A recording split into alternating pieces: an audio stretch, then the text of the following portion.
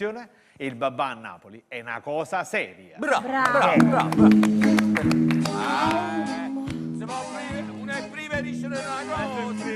Certe volte non so quel che faccio, gira a vuoto, mi sento uno straccio, il telefono squilla, c'è un uomo che strilla, mi ronza un orecchio, si è rotto uno specchio, la giornata che è schiarata, non me ne filo più, senza fame, manca valigia, voglio andarmene in Perù, in Giappone, in India, in Cina, ma popoli in da cucina.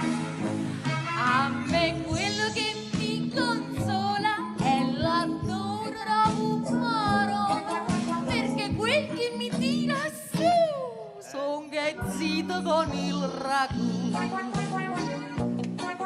La fortuna è fugace, si sa, l'amore viene e va, ma il maccherone resta, non c'è sta niente da fa'.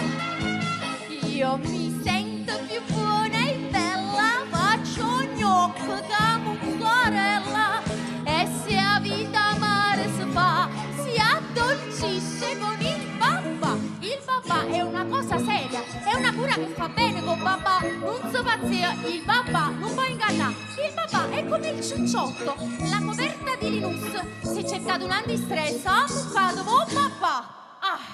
Prego, siete meritati tutti qua. Siete meritati. Grazie. Elena Vittoria. Elena Vittoria. È all'attacco proprio. È così. Quello non sta fermo tutta la puntata, non c'ha tea e non dà fastidio, ma appena scatta sente una la pace e la possibilità è finito.